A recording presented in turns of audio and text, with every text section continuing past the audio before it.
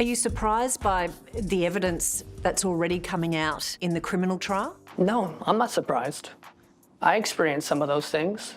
Witness violence. I don't know this, but it just seems very suspicious when you go through and you look at in the history of different people that can make you go away if you know. Listen, I've worried about some of the things that I talk about on my show. Is Sean Diddy Combs preparing for the ultimate comeback or the ultimate escape? The question hung heavy in the courtroom the moment Judge Arun Subramanian denied bail. You could hear the air leave the room. Diddy's legal team came armed with what they touted as a foolproof bail package: private security, asset freezes, passport surrender. And yet the judge didn't even blink. He stared Combs down and cited what he called a demonstrated pattern of coercive control and violence. According to one legal insider, the judge reportedly muttered off mic, "This man doesn't wait to be provoked." And just like that, the idea of a calm pre-sentencing period at home evaporated into thin air. Well, the things that I experienced with him were monster-like. That stuff almost destroyed my life. This wasn't just a legal ruling, it was a statement. Even with 2 of the 5 charges ending in guilty verdicts, the ones tied to transportation for illicit purposes, not the more salacious racketeering or coercion charges, the judge clearly saw something more dangerous behind the velvet curtain of celebrity. We watched as Diddy's team tried to mask the blow. A few tears, a few press smiles, but inside those defense benches, panic. One source close to the situation called the judge's tone unmistakably final. He wasn't buying the polished arguments, and he wasn't charmed by the entourage. The tension didn't come out of nowhere. Weeks before the verdict, there were murmurs swirling from inside Combs' tightly protected circle. Rumors of offshore accounts and emergency funds allegedly wired through a labyrinth of shell companies. 2 private bankers, based in Zurich, both operating under anonymous identities, reportedly flagged transactions tied to an entity called Rainbridge Global, with alleged ties back to Combs' entertainment empire. The unconfirmed theory that Diddy was ready to go off grid before a single gavel dropped. Was he planning his freedom long before the verdict was even read? How many people came through his orbit? How many people could this have happened to? And how did he get away with it for so long? We're talking tropical bank hubs, private airstrips, and legal power of attorney paperwork prepared months ago. One former associate who says they used to help coordinate travel for Diddy's high-tier parties described a moment in 2023 when a chartered Gulfstream G650 was kept on standby in Aruba for 72 hours. No passengers ever boarded, no official explanation was offered, but insiders whisper it was a dry run, a practice escape route, just in case the heat got too close. The bigger question here, were federal authorities already onto the plan before the trial even began? That might explain the extreme caution from the judge, because if even a fraction of these escape rumor allegations are true, then we're not just looking at a disgraced celebrity trying to avoid jail. We're looking at a billionaire with the resources to vanish and the leverage to take others down with him. And that's what really seems to be cracking nerves in Hollywood. The threat of what Diddy might do if pushed too far. The whispered fear is simple. If he walks, who else might fall? They were referred to me as Wild King Nights. And what a Wild King Night was when him and a guest would go to a hotel room or be at his home, his bedroom, and they would have intimate gatherings. I would have to go and prep that hotel room, which consisted of baby oil Astroglide. Which brings us straight to the next domino. Those legendary, deeply buried, and allegedly explosive recordings from the infamous freakoffs. Long dismissed by fans as urban myth, these scandal-fueled parties were said to feature a guest list that included not only hired companions, but also recognizable faces from music, fashion, and film. Now, behind courtroom doors and NDALH testimonies, there's mounting chatter that tapes do exist and that Diddy kept them not as trophies, but as tools. Tools of control, tools of silence, tools of survival. One former security contractor, no longer under contract but still bound by loyalty or perhaps fear, told an investigative journalist that storage vaults under Combs' Miami estate contained dozens of encrypted hard drives. No names, no tags, just dates, all locked in cases that require biometric access. According to this source, if you've ever been to a Diddy afterparty and signed a waiver, your name is probably attached to something. That's the chilling part, because this goes beyond wild weekends. It's the looming question of who might be implicated and what they're willing to do to keep those tapes from surfacing. I thought he was this clean businessman who rise to the top because he was such a powerful and smart, educated man. I had no idea that he had this other side to him. And when I started to get exposed to his lifestyle, I started to really realize, like, this guy has an addiction. It's not just, you know, once every few weeks, it's every day, every hour. The idea that Diddy might hold a blackmail arsenal has turned this from a courtroom saga into a full-blown industry emergency. If even one clip leaks, one frame of video showing a famous face in compromising company, the ripple effect could decimate reputations overnight. And that fear isn't speculative. It's why insiders say several high-profile associates are currently lawyering up, hiring crisis PR, and going radio silent. As one entertainment executive bluntly put it, if he gets out, people start disappearing, metaphorically or otherwise. What makes this even darker is that his inner circle isn't unified anymore. The sudden incarceration caught too many off guard, and now fractures are appearing. People who used to swear loyalty are now dodging subpoenas. Some are reportedly leaking quietly to prosecutors, offering breadcrumbs in exchange for protection. And others? They're desperately trying to cover their digital footprints, scrubbing call logs and burning backups. One assistant who left Bad Boy Records in 2021 has reportedly moved to another country just until things calm down, she said. We're told she hasn't contacted her former colleagues since the bail hearing. It was like, wow, for Diddy? What? You know, that was a person that I looked up to. He was a mogul, and I listened to all the artists that he made superstars. And so to have a chance to be able to be signed to him, it was amazing. It was like, oh my God, I'm here. I finally did it. Meanwhile, Cassie Ventura's name continues to hover above all of this like a storm cloud. The video footage of her being assaulted, captured by a hallway camera and aired months after the civil settlement, was more than just a PR catastrophe. It was a breaking point. Prosecutors referenced that clip multiple times during bond arguments, saying it underscored what the court couldn't ignore, that this wasn't a man acting recklessly in the moment. This was a man accustomed to domination, to control.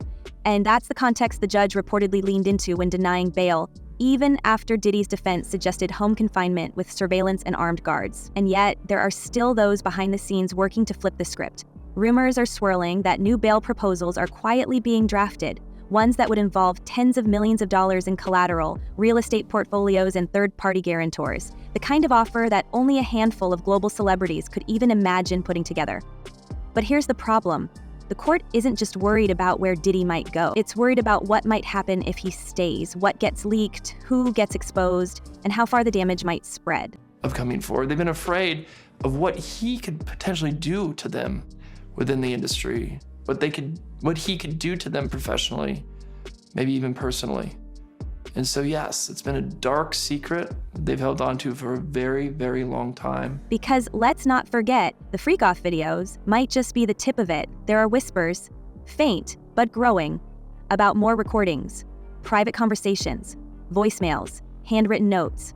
We're told at least one legal firm representing a major A-lister requested a forensic review of their client's name in documents seized during the LA raid. And at least 2 streaming services are reportedly halting release plans for Diddy-affiliated content, quietly re-editing old footage and prepping internal crisis teams. This isn't just a scandal, it's a tremor threatening to split open an entire industry. And through all of it, Diddy himself remains eerily silent. No press statements, no social posts, no public courtroom outbursts, just one tight-lipped team trying to manage the fallout and hoping that some miracle, legal, procedural, or political, will tip the scales in their favor. But we've seen this dance before. When the allegations start stacking, when old allies turn nervous, when the walls close in, someone always makes a move. And we're not just watching Diddy anymore, we're watching everyone around him.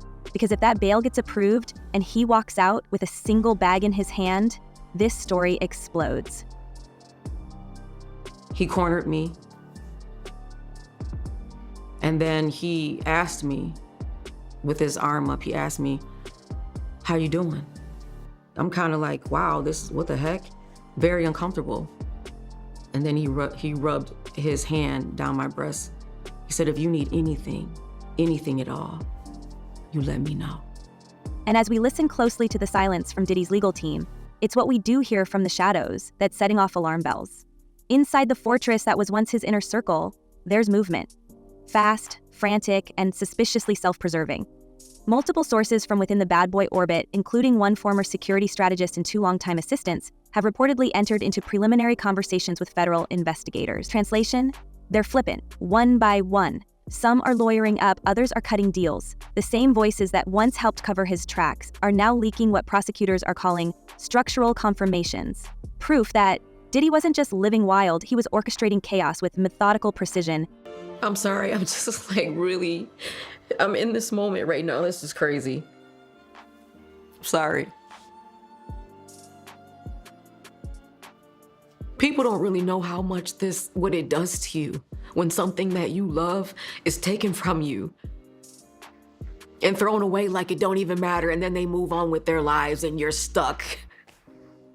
You're stuck during those years. You're still stuck 21 years later. Insiders say the mood among his old crew has turned glacial. The loyalty that once defined his empire is fracturing under pressure. No one wants to go down with the ship, especially not with sentencing looming and civil lawsuits stacking like dominoes. There are whispers, strong ones, that a key member of Diddy's finance team is actively cooperating, possibly turning over encrypted transfer records linked to the alleged off-the-books expenses from those controversial events. And it's not just numbers. We've heard a senior-level staffer who managed event logistics is now in contact with multiple plaintiffs' attorneys. Could they be feeding authorities the very evidence that keeps Diddy behind bars? I want to start with alleged victim number 4, who goes by the name Mia. It's an alias. She is one of the people who is testifying where the judge has granted her anonymity. She is on the stand, but everybody in the courtroom has been warned. Do not reveal her identity. Do not even give a physical description of her. It gets darker. One source close to the defense team claims there's a growing split between the public face of their legal confidence and the private panic surging behind closed doors. While the lawyers maintain their courtroom swagger, privately they're allegedly demanding tighter non-disclosure renewals, digital data wipes, and third-party communication proxies. That kind of legal bunker behavior usually comes when someone knows the levee's about to break. And if even half the whispers are true, what's coming won't just threaten Diddy's freedom. It could pull a whole tier of high-powered players into the flood. Meanwhile, outside the courthouse, a very different battle is being fought. On one side, we've got legions of devoted fans who still chant "Free Diddy" like it's 2004. They've flooded social media with support, paraded through Manhattan with custom hoodies, and yes, sprayed each other with baby oil in street-side solidarity. One TikTok creator compared it to a spiritual protest disguised as a block party. But what looks like celebration to some feels like a slap in the face to others, because across the barricades, survivors, advocates, and allies of the Me Too movement are holding vigils, delivering open letters, and reminding the world of the stories that brought this case to light in the first place. So she testified, excuse me, that she was Diddy's ex-assistant. She said he raped her, he assaulted her in various ways multiple times. He exacted unbelievable violence against her, threatened her, at one point allegedly threatened to take her phone and use anything on the phone against her. The divide is raw, emotional, and growing louder. For every post glorifying Diddy as a victim of government overreach, there's another reminding the world of Cassie's bruises, of Jane's testimony, of the video footage that left millions stunned. One viral tweet put it bluntly: if Diddy gets bail, what does that say to every woman who's still afraid to come forward? This isn't just about one man anymore. It's about power, privilege, and whether justice can survive fame. A divided world watches as Diddy's case becomes the ultimate test of accountability in the age of celebrity. Same kind of extortion that we heard when Cassie took the stand and testified on that airplane ride back from France. Diddy said, "You don't do a freak-off, I'm going to release one of the freak-off videos that you are profiled in and humiliate you." The courtroom may be quiet, but the stakes couldn't be louder. Civil rights attorneys are warning that a bail approval could signal open season for elite abusers, while others argue that denying bail on reputation alone sets a dangerous legal precedent. But under all the legal rhetoric and public spectacle lies a far more urgent question. If Diddy is released, what message does that send not just to his accusers, but to the entire system? And can a man once hailed as the architect of cool still walk free after what's been unearthed? Behind the fortified walls of the Metropolitan Detention Center, the man once known for his boundless bravado and million-dollar charisma is reportedly slipping into a state of deep internal crisis. The vibrant persona that once lit up awards shows, VIP lounges, and international red carpets has been replaced by a shell of silence and suspicion. According to sources with access to internal communications, Diddy is keeping his distance from even his most trusted contacts. Phone privileges are used sparingly, visits are tightly controlled, and his legal team has expressed concern over his declining engagement with their strategy. What we're seeing, quietly and without cameras, is the psychological unraveling of a man whose empire thrived on absolute control, now facing a world where he controls nothing. So we just got this new audio from the Diddy trial, and it is pretty explosive. This is audio of a voicemail that Diddy left to the Jane Doe who's been testifying in this trial for the last couple days. And he sounds really annoyed. He's talking about her maybe giving him the silent treatment, and his response is, I got a busy life, I can't be dealing with your silent treatment, and we got to keep it moving. He says, you need to get back on your job. Prison insiders describe a drastic shift in demeanor. The flamboyant mogul who once styled himself as the King of New York is now a subdued figure, avoiding eye contact and seemingly preoccupied with his thoughts. Some claim he paces obsessively, reciting names under his breath, as if mentally tracking who's still loyal and who might be cooperating. His lawyers won't comment on his day-to-day mental health, but those close to the case say the stress of betrayal, real or imagined, is gnawing at him. There are no entourages here, no stylists or private chefs, just cold routines and the creeping paranoia of a man used to reading rooms like boardrooms, not battlegrounds. This is the silent war few are seeing. Diddy versus the collapse of his own myth. The layers of confidence, charm, and control he's wrapped himself in for decades are reportedly fraying, bit by bit. In a world where every smile could hide a wiretap and every message could become an affidavit, trust has become a luxury he can no longer afford. According to one correctional staffer, Diddy has already moved cells twice, allegedly at his own request, out of fears that other inmates might be recording conversations for leverage. It's not about physical safety, they said. It's about psychological survival. The kind of torment that isn't visible on a rap sheet, but bleeds through in isolation. And still, there's the question of what this unraveling reveals about the man himself. Stripped of wealth, stage lights, and sycophants, who is Diddy now? Some see it as karmic reckoning, others as a tragic fall. But one thing is undeniable. What he's facing behind bars is a level of personal reckoning no brand can spin. It's not just about guilt or innocence anymore. It's about a powerful figure contending with a system he can't bend, surrounded by people he no longer trusts, haunted by legacies that won't stop speaking. This isn't just legal fallout, it's psychological erosion in real time. You had day 17 on the Diddy trial as the biggest one yet. Guess what? Bingo, you won, because today was probably the most eventful day as far as things that happened that were said on the stand, and most importantly, things that the judge said, because Diddy almost got kicked out of his own trial. Is this the price of power? Or the ultimate unraveling of a man who once called himself the king? The story no longer ends with a verdict or a sentence. It continues in the quiet corridors of confinement where image has no value and the only thing that echoes louder than judgment is the silence of being forgotten. And if Diddy is breaking down behind the curtain, how many others, once protected by fame, are only a knock away from the same fate? As we circle back to the judge's haunting words during that bail hearing, it's clear this is no ordinary case.